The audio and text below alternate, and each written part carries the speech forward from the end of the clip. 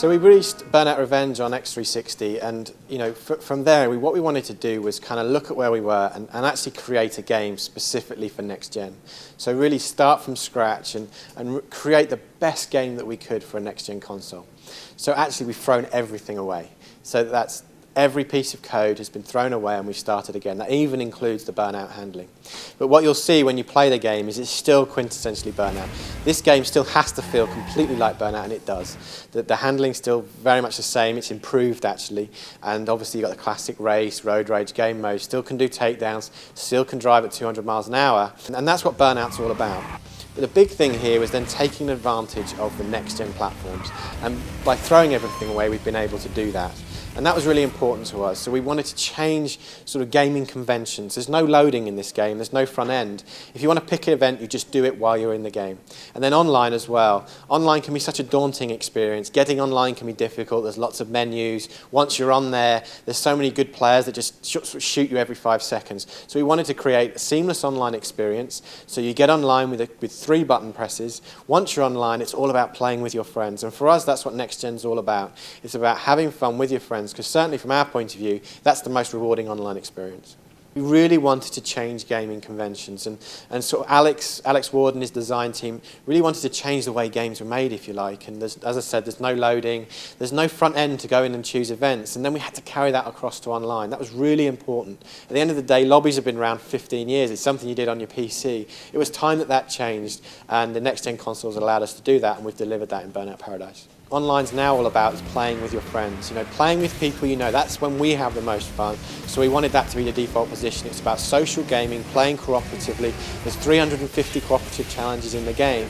But then actually adding that familiarity, it's that social, it's that banter, it's about having bragging rights over a friend, so we added mugshots. So if you take somebody down, we take their picture of their crash face and it's sent to me, and that's now mine. I can do with it whatever I want. I can export it as a JPEG and send it and say, look what I did. But again, that was really important. It's about, online to us is, again, getting on quickly, but it's about social gaming, playing with your friends, and mugshots was just a great extension of that. We named every road, and if you look, it's actually dev team names. So every name is named after somebody from the development team. People that were on from the beginning generally have a name for the street, and then actually, if you look at some of the different buildings around the world, you might see that. So that was something that, it's really nice when you've worked for a number of years, you've watched incredible hours, that then you can see your name in the game, and actually it became so relevant because the street names are something that are very important, that you get to know the world, you know where things are, so the social aspect is you know where to meet up. It's like in the real world where you say, well, I'll meet you on this street for dinner. Same thing in Burnout. I'll meet you here, I'll meet you at this landmark, or I'll meet you on the corner of these 2 streets. And again, it's something the team got very excited about, and it was the best way for us that we felt for naming the city. So traffic checking, obviously, some people really liked it, some people didn't. So we looked at that and we thought, well, how does it best fit into the current game? And we didn't just want to throw it away because we felt it's still an important part. But the big thing for us was to look at the cars themselves. So what we've done is we allow you to traffic check cars in the strongest cars, and that seems to make sense to us. Also, we don't have the sort of traffic flying off in lots of directions. It's a little bit more subtle, but it feels right. And that was the most important thing, is this year you're in an open world, what feels right? And traffic checking, if you're in a big van or a real strong sort of utility vehicle, you can traffic check, and that felt right to us. Obviously, if you're in a lighter racing car, you can't. If you hit traffic, you crash. And that's going back to what happened in Takedown, what happens into Burnout 1 and 2. So for us, it was that variety. It was making the sort of difference between still being able to weave in and out of traffic, but if you're in a big vehicle, you can actually take it out. Basically, all the music within the games has to be very up-tempo. We look at new bands, and certainly in Revenge we broke a number of bands.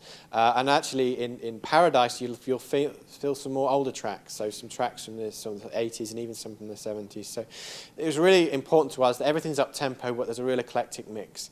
Obviously, there's one track that with a city called Paradise City that would fit perfectly. So that was something that we wanted to look to see if we could get into the game, and we're very pleased to announce that obviously Guns N' Roses' Paradise City will be in the game when it ships at the end of January. Cool. The DJ plays a huge part in the game this year because he actually gives you hints and tips. It's a living world. It's an open world, and it's kind of a living world. We really want to get that across through the DJ.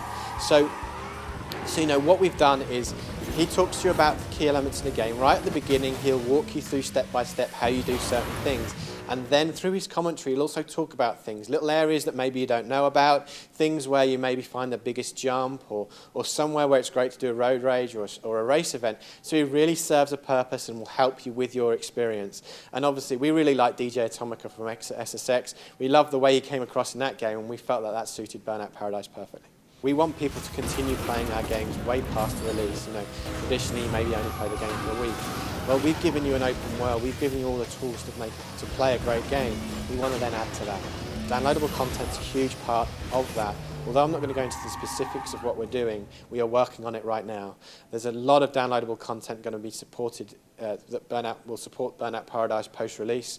There are a number of packs that we'll be doing, and it's not the standard stuff you'd think. There's some real cool new things that we'll be delivering after the launch of the main product, and we'll be continuing getting people to play the game way beyond the final ship date.